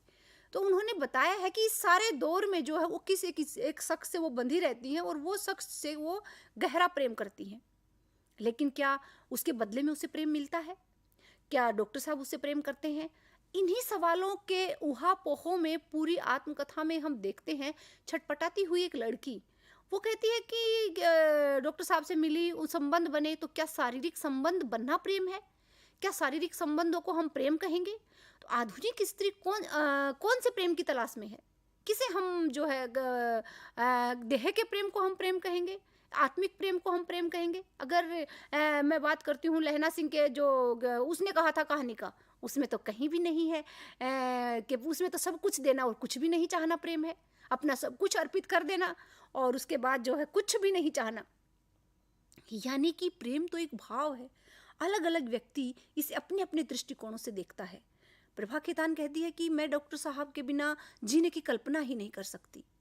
जब हम किसी व्यक्ति के बिना जीने की कल्पना नहीं कर पाते हैं, या हमें लगने लगता है कि यही व्यक्ति मेरा सब कुछ है, और अगर ये मेरे जीवन में नहीं रहा तो मेरा जीवन जो है कुछ भी नहीं रहेगा, तो क्या ये प्रेम है? प्रभा खेतान सवाल उठाती हैं इसी तरीके से अगर हाथ से, रमणिका गुप्ता ने हाथ से लिखी, वो कहती हैं कि मुझे प्रेम हुआ, फिर मैंने अपने पति को कहा कि मैं इस रिश्ते में नहीं रह सकती। अगर कृष्णा अग्निहोत्री को हम देखेंगे तो और औरत में वो लिखती हैं कि मैं जो है एक, मुझे क्या है कि आजीवन मैं प्रेम के लिए तरसती रही, मुझे इतने पुरुष मेरे जीवन में आए लेकिन मैं प्रेम के लिए तरसती रही। ये कौन सा प्रेम है? कि ये क्या आप दैहिक आकर्षण और दैहिक जो चीज़ें हैं इसी को आप प्रेम से जोड़ रहे हैं? क्या यही आधुनिक समय का प्रेम है, पैसा और प्रेम? अगर हम देखते हैं चारों तरफ तो भोगवाद ही जो की तरफ जो भागा जा रहा है, पूरा जगत जो है बहा जा रहा है। और इसी की श्रेणी में जो है आज आधुनिक युग का जो समय है वो जो है दिखाई दे रहा है। हम देखते हैं कि लिखा है महिलाओं ने अपनी आत्मकथाओं में, आत्मकथा चूंकि एक विधा है और उसमें व्यक्ति सच लिखता है, प्रभा खेतान ने सच लिखा। वो डॉक्टर साहब से के आलिंगन में बंधी नजर आती हैं, कहती हैं कि मैं अपने बालों को नोचने लगती हूँ, मैं अपने सिर पे चप्पल मारने लगती हूँ और मुझे लगता है कि मैं अपने आप को खत्म कर लूँ। कौन सा प्रेम है ये? क्यों वो इतना उद्वेलित हो जाती हैं? क्यों उन्हें भरोसा नहीं होता है? और ये अगर उनको पता है कि रिश्ता शुरू से ही गलत है तो क्यों आजीवन उस रिश्ते में वो रही? क्या ये स्त्री को कमज़ोर बनाने वाला पक्ष नहीं है? क्या ये एक स्त्री जो इतनी कमज़ोर कैसे हो सकती है? क्या करने के लिए यही काम है? हाँ, वो कहती हैं उस बात को।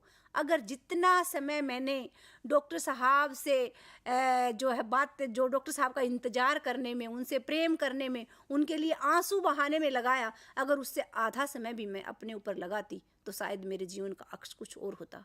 आप कह रहे हो लेकिन आप जी नहीं रहे हो। यही दोगलापन जो है हमें देखने को मिलता है। हम अपने आप से की हुई चीज़ें, जो वादे हैं वो भी हम पूरे नहीं कर पा रहे हैं। ये अकेली प्रभा खेतान की कहानी नहीं है। आज ये कहानी मानवीय जीवन की कहानी बनती जा रही है। हर दूसरे दिन, तीसरे दिन आप न्यूज़पेपर उठा के देखिए। और दूसरा है कि लिखी और बहुत सी ऐसी रचनाएं हुई। चैमिन उपन्यास की अगर मैं बात करती हूँ तो चैमिन उपन्यास में जो है दिखाया गया है, बताया गया है कि करुतम्मा जो लेखिका है, नायिका है, वो जो है बचपन में किसी जो उसके सहपाठी या जो सहयोगी होते हैं दूसरी जाति का होने के कारण, मछुआरे जीवन पर आधारित ये उपन्यास है, तो उसमें उसके प्रेम में पड़ती है, शादी हो जाती है और शादी के बाद भी वो जो है उस प्रेम को नहीं भूलती है। यानी कि एक मन मस्तिष्क पे, हमारे समाज में, हमारी परंपराओं में ये बात कहीं ना कहीं बच्चों के दिमाग में बिठा दी जाती है, उसका पहला प्यार ही उसका सब कुछ होता है।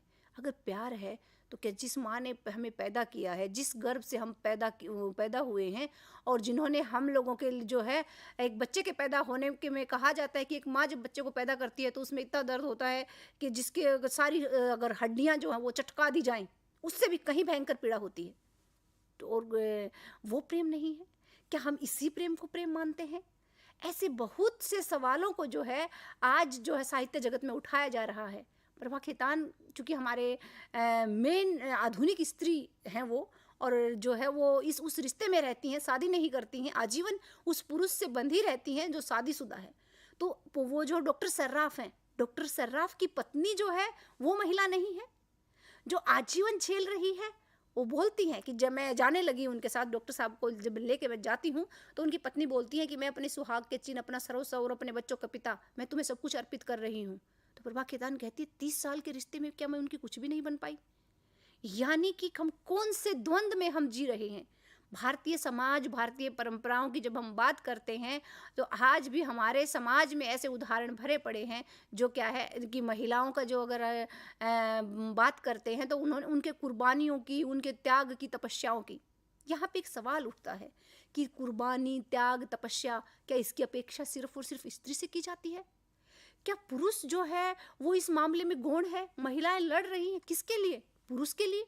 अगर अन्या से अनन्या में हम देखते हैं तो हम पाते हैं कि डॉक्टर सर्राफ अपनी पत्नी को नहीं छोड़ते हैं।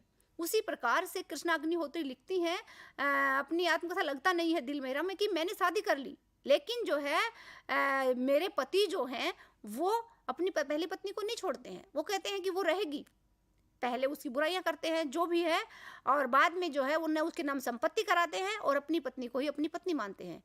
सबसे बड़ी बात दिनेश नंदिनी डालमिया, मुझे माफ़ करना, में भी लिखती हैं, वो कहती हैं कि जिस पुरुष के साथ मैं बंधी थी वो 7 पत्नियों के, यानी कि उनकी पत्नियां थी, मैंने उनसे शादी की।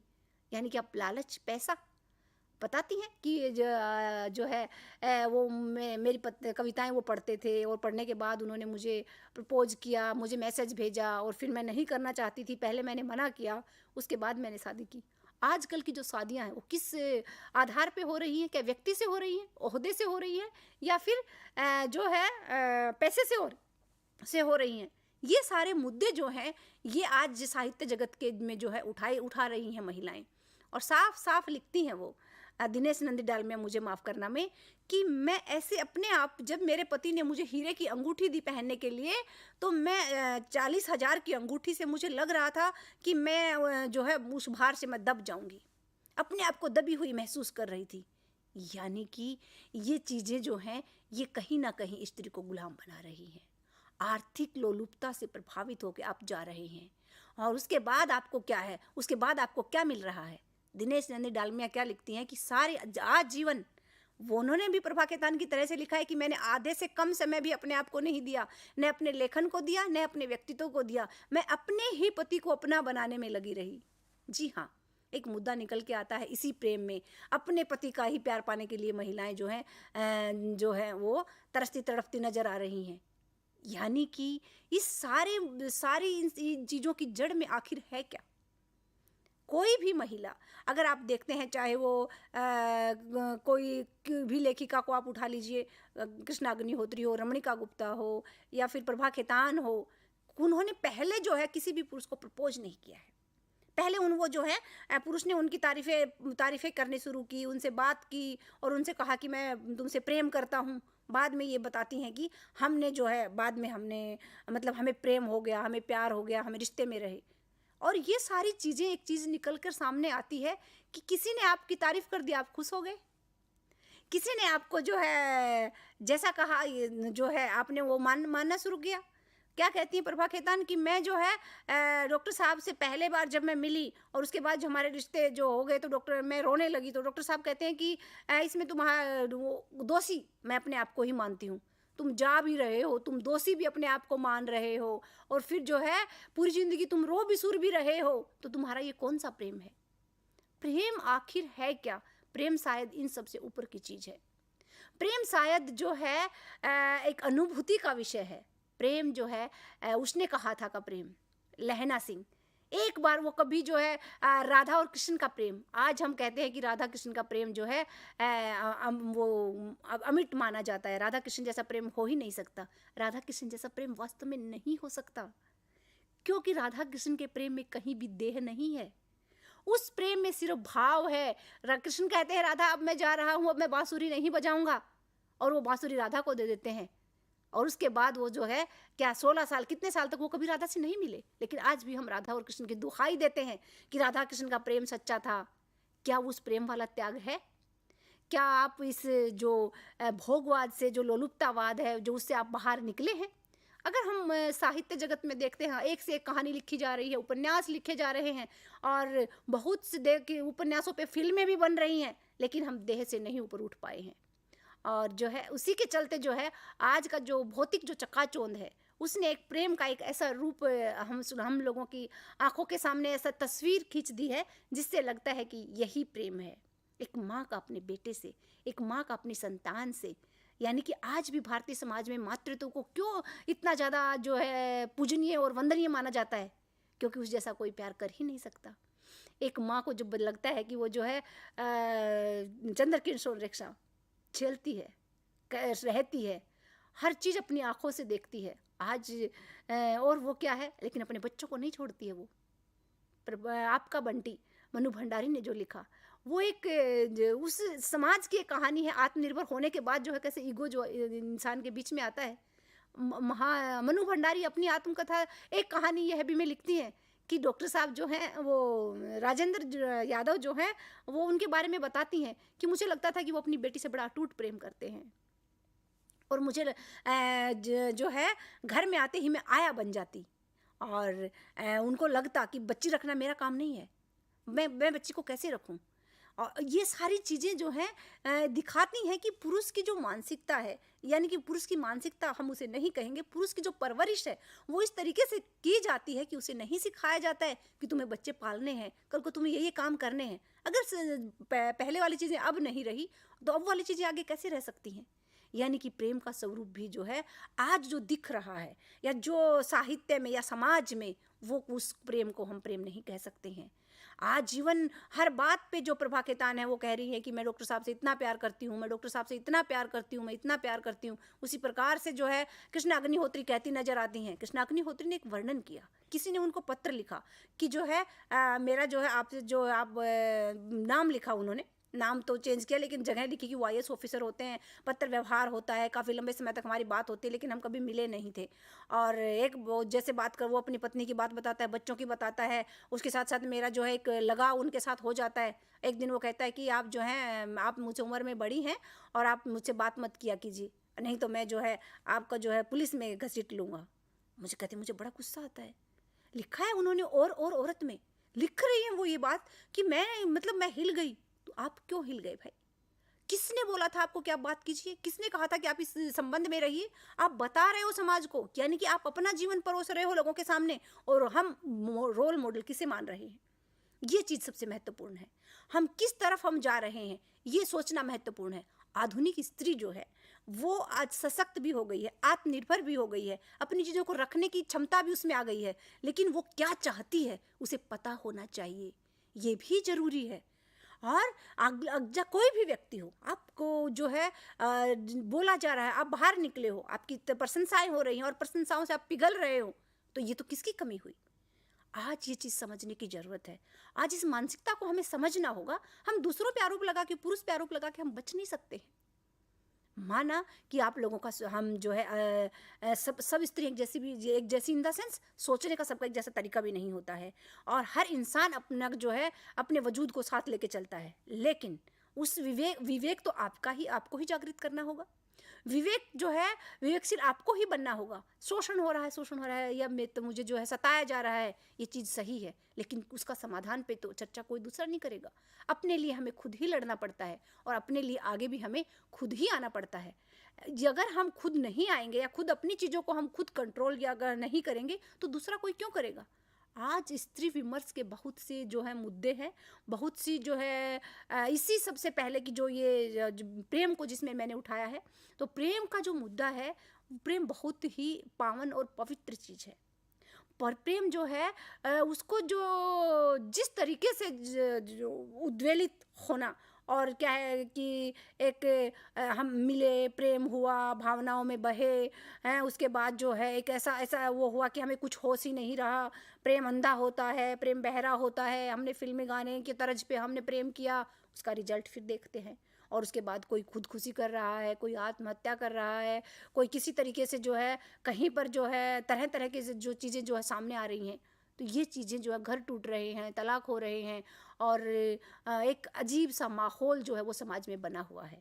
इसके पीछे की जो मानसिकता है उसको अगर हमें बदलना है, अगर हमें समाज में वास्तव में अगर हम परिवर्तन चाहते हैं, जीवन में एक सुखमय जीवन चाहते हैं, तो हमें पैमाने निर्धारित नहीं करने होंगे। कृष्णा अग्निहोत्री प्रेम विवाह करती हैं, लेकिन जो है चंद्रकिरण सोनरक्षा तो नहीं करती हैं। उसी प्रकार से जो है क्या नाम है, सुशीला टागभोरे का तो जो है जो शादी होती है वो भी अरेंज मैरिज होती है, और उसके बाद जो है मैत्री पुष्पा की भी अरेंज मैरिज है। मैत्री पुष्पा क्या कहती है, कब तक हम इस पतिव्रता के धर्म को हम ढोते घूमें? कब तक ये सारी चीज़ें होती रहनी चाहिए? क्या जो है प्रेम जो है वो कि एक डॉक्टर साहब के कोई दोस्त है, उनके साथ वो डांस करने लगती है पार्टी में, तो वो कहती है कि मुझे तरह तरह की बातें मुझे कही जाने लगी। डॉक्टर साहब भी मेरी तरफ जो है, मेरे पति जो हैं वो मुझे अलग नज़रों से देखने लगे, और मैं अंदर ही अंदर ऐसा लग रहा था कि पता नहीं मैंने कितना बड़ा गुनाह कर दिया है। यानी कि चीज़ें जो हैं वो अनैतिक संबंधों की जहाँ बात आती है, अनैतिक संबंधों में आकर्षण ज़्यादा होता है जो इंसान को खींचता है। विवाहेतर संबंधों की अगर हम बात कर रहे हैं, तो प्रभा खेतान की जहाँ हम बात कर रहे हैं, तो प्रभा खेतान अपने बारे में लिख रही है। उन्होंने ऐसा किया, महसूस किया। प्रभा खेतान डॉक्टर साहब के साथ रिश्ते में है, लेकिन उन्होंने इस चीज़ का भी वर्णन किया है कि मैं जो है ज़रूरी नहीं, जो डॉक्टर साहब के साथ मैं संबंध में थी, मैंने अपना सर्वस्व माना, मैंने उसे जो उन सब कुछ माना और मैं सब कुछ सहन करती रही। लेकिन उन्होंने अपनी आत्मकथा में एक और बात लिखी है कि उसके बाद जो है मैं किसी दूसरे पुरुष के संपर्क में भी आई और उसके बाद जो है मैं उससे मिली, हम होटल में गए, जो कुछ है उन्होंने पूरा वर्णन उसमें किया है। तो यानी कि भोग शरीर की जो होती है कि देह का आकर्षण, इस तरह की चीज़ें उन्होंने लिखी है अपनी आत्मकथा में, जिसे पढ़ के लगता है कि वो कोई उनकी कहानी नहीं है, ऐसा हो रहा है। वो अगर उन्होंने लिख दिया तो कोई गुनाह नहीं किया, उन्होंने स्पष्ट रखा है समाज के सामने कि भाई ये जीवन मैंने जिया है और वो अकेली नहीं जी रही है ऐसा जीवन। ऐसी बहुत सी महिलाओं के साथ ऐसा हो रहा है और कर रहे हैं, और उसके बाद की टूटन घुटन और जो पीड़ाएं हैं उसका भी बखान वो कर रही हैं। ये आत्मकथा एक मैसेज है, एक समाज को एक संदेश देती है कि हमें इतना भावुक नहीं होना चाहिए। कोई आपकी तारीफ करे आप पिघल जाओ। हमें किसी के साथ इस तरह के रिश्ते में नहीं रहना चाहिए जो हमें सिर्फ और सिर्फ पीड़ा दे। क्या मानव जीवन हमें पीड़ा झेलने के लिए मिला है?